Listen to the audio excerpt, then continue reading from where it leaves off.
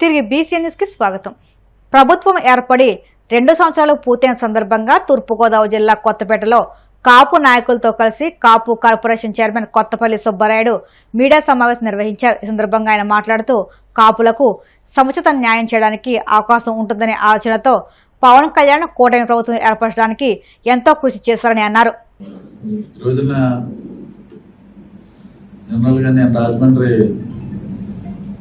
Engagement programme పెడుతూ వస్తూ రామకృష్ణ గారి ఇంటికి రావాలని వచ్చాం.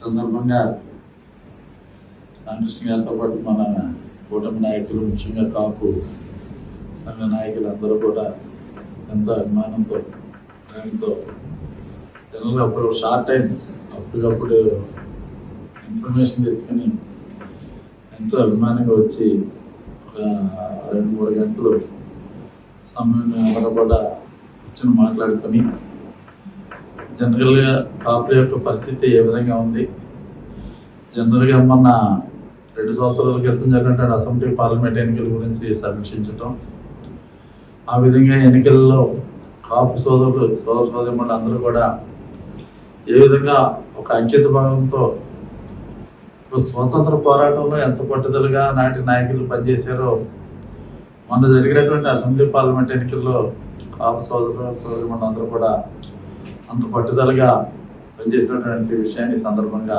నేను తెలియపరుస్తున్నా. దాని మూలంగానే అప్పటి వరకు 171 స్థానాలు ఉన్నటువంటి ఒక బలమైనటువంటి పార్టీ కేవలం 11 జరిగినటువంటి ఎన్నికల్లో కేవలం 11 స్థానాలకి పడిపోవడానికి ప్రధాన కారణం కాపు సోదరు మండలి సందర్భంగా తెలియపరుస్తున్నా.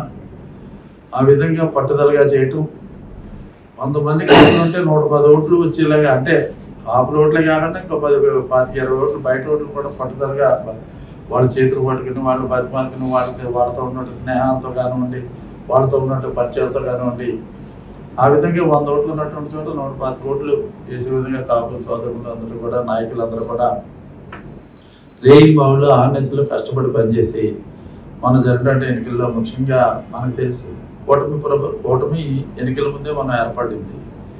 తెలుగుదేశం పార్టీ విడిగా గతంలో పోటీ చేసింది, గతంలో జనసేన పార్టీ విడిగా పోటీ చేసింది, గతంలో బీజేపీ పార్టీ విడిగా పోటీ చేయడం జరిగింది.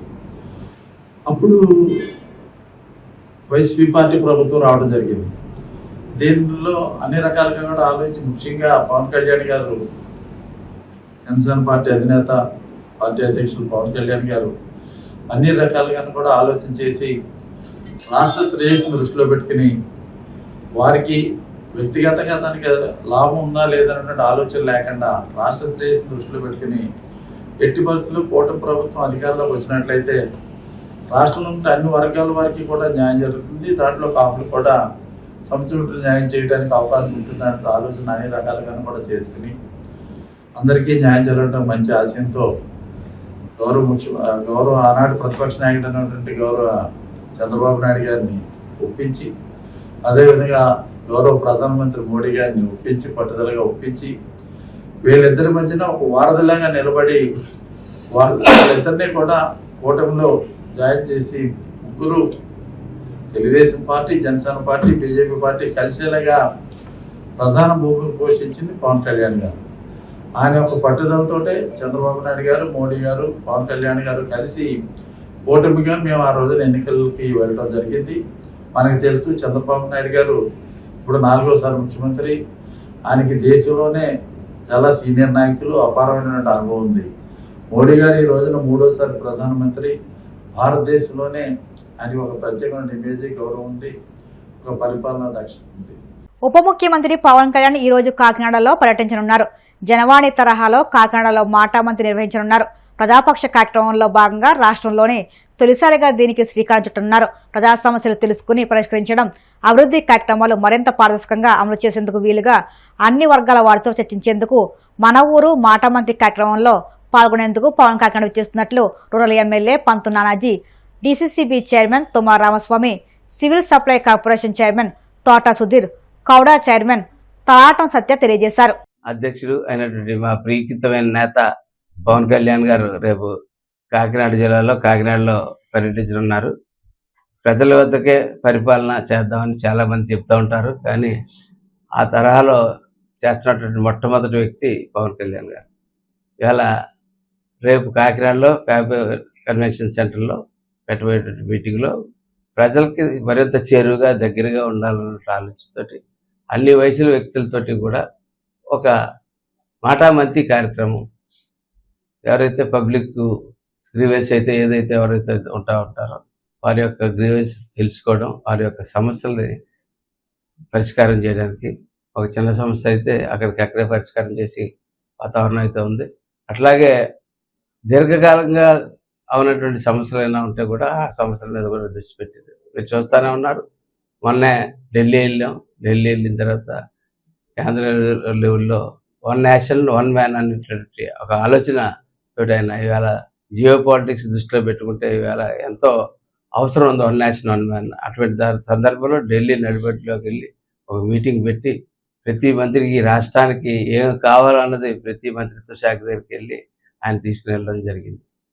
అదే బాణీలో ఇవాళ కాకినాడ నుంచి స్టార్ట్ అవుతున్నటువంటి ఈ కార్యక్రమం త్వరలో రాష్ట్రంలో ప్రతి చోట కూడా ఆయన ముందు వెళ్ళబోతూ ఉంటారు. ప్రతి చోట వెళ్ళి ప్రజల యొద్దకే పరిపాలన అనేటువంటి ఒక అంశాన్ని ముందుకు తీసుకుని వెళ్ళి ప్రజల యొక్క మాట మంతి, ప్రజల దగ్గర గ్రీవెన్స్, ఎక్కడైతే కలెక్టర్ ఆఫీస్లో గ్రీవెన్స్ ఇస్తున్నారు, ఎస్పీ ఆఫీస్లో గ్రీవెన్స్ ఇస్తూ ఉన్నారు, అనేక చోట్ల గ్రీవెన్స్ ఇస్తున్నారు. మీరు జనవాణి పెట్టారు కదా, తర్వాత జనవాణి మీరు వింటున్నారా లేదా అన్న వాళ్ళందరికీ కూడా ఇదే సమాధానం. ఎందుకంటే గత 2 సంవత్సరాలుగా ఆయనకి ఇచ్చినటువంటి కీలక బాధ్యతలన్నింటినీ కూడా ఒక గాడిలో పెట్టి వాళ్ళ పంచాయతీరాజ్ వ్యవస్థ అన్నదాన్ని పూర్తిగా నిర్మూలన చేసేసిన వ్యవస్థని, విచ్ఛిన్నం చేసిన వ్యవస్థని ఇవాళ పునర్నిర్మాణం చేసి ఇవాళ కలకల్లాడుతా పంచాయతీరాజ్ వ్యవస్థకి ఒక గుర్తింపు తెచ్చి తనకు కూడా మన రాష్ట్రానికి కూడా అనేక అవార్డులు తీసుకొచ్చినటువంటి వ్యక్తి పవన్ కళ్యాణ్ గారు. అలాగే రేపు ఈ మాటామంతి కార్యక్రమం రేపు స్టార్ట్ అవబోతున్న ఈ మాటామంతి కార్యక్రమంలో ముందు మొట్టమొదటిసారిగా మొత్తం అందరు ఎమ్మెల్యేలు కూటమి చెందిన వాళ్ళు, జనసేన పార్టీకి చెందిన వాళ్ళు అందరూ కూడా రేపు అక్కడ రావడం జరుగుతుంది. అందరూ స్టార్ట్ అయ్యి ఈ కార్యక్రమాన్ని ముందుకు తీసుకెళ్ళి ప్రజలకు ఏం కావాలన్నది మరింత చేరువుగా ప్రజల దగ్గర నుంచి తెలుసుకోవడానికి పెట్టినట్టు ఈ కార్యక్రమాన్ని అందరూ విజయవంతం చేయాలి.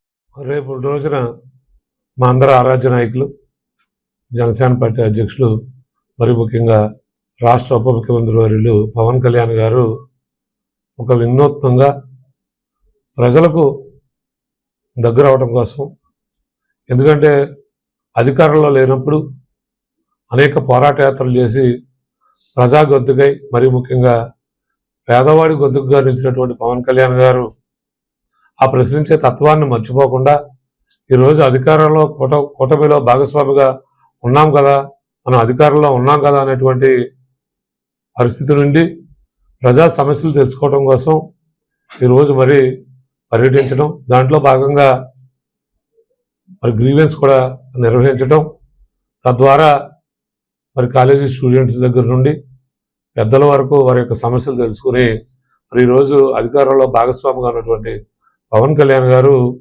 ప్రజా సమస్యలు తీర్చడానికి ప్రజల దగ్గరకు వస్తున్నందుకు మాకు కూడా జనసేన పార్టీ తరఫున మేమందరం కూడా చాలా ఆనందంగా ఉన్నాం. దానికి కారణం అధికారం వచ్చిన తర్వాత మరి ప్రజలకు దూరంగా ఉండేటువంటి నాయకులు చాలామంది చూసాం. ఈరోజు అధికారంలో భాగస్వామిగా ఉన్నటువంటి పవన్ కళ్యాణ్ గారు అధికారంలో లేనప్పుడు ప్రజలకు ఇచ్చిన మాట కోసం ఈ రోజులు అధికార యంత్రాంగంతో పాటు మరి ఈరోజు మరి శాసనసభ్యుల్ని, శాసనమండలి సభ్యుల్ని, మంత్రుల్ని, రాజ్యసభ సభ్యుల్ని అందరినీ ఒక చోట తీసుకొచ్చి ప్రజల యొక్క సమస్యలను వినటం కోసం అటు అధికార యంత్రాంగాన్ని, ఇటు రాజకీయ యంత్రాంగాన్ని ఒకే వేదిక మీద తీసుకొచ్చి ప్రజా సమస్యల్ని వినటం చాలా మంచి పరిణామంగా భావిస్తూ ఈ అవకాశాన్ని ప్రజలు కానీ విద్యార్థులు కానీ ఉపయోగించుకోవాలని మనస్ఫూర్తిగా కోరుకుంటూ సెలవు తీసుకుంటాను. వార్తలు ముగించే ముందు ముఖ్యాంశాలు మరొక్కసారి. విజయవాడ యువకుడు సాయికృష్ణ అదృశ్యంపై సీఎం చంద్రబాబు స్పందన. బాధిత కుటుంబాన్ని పరామర్శించి ప్రభుత్వం అండగా ఉంటుందని హామీ.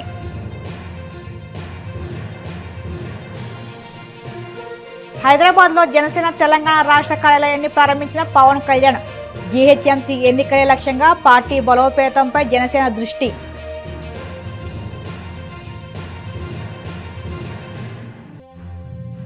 భీమవరం విష్ణు ఇంజనీరింగ్ కళాశాలలో యోగాంధ్ర కార్యక్రమం. ముఖ్య అతిథులుగా హాజరై యోగాసనాలు వేసిన కేంద్ర మంత్రి శ్రీనివాస్ వర్మ, జేసీ రాహుల్ కుమార్ రెడ్డి. రైతులకు యూరియా కొరత లేకుండా చూడాల్సిన బాధ్యత ప్రభుత్వానిదేనన్న మాజీ మంత్రి కన్నబాబు. ఆక్వా రైతులను ఆదుకున్నట్టు ప్రభుత్వం డామాలాడుతుందని ధ్వజం.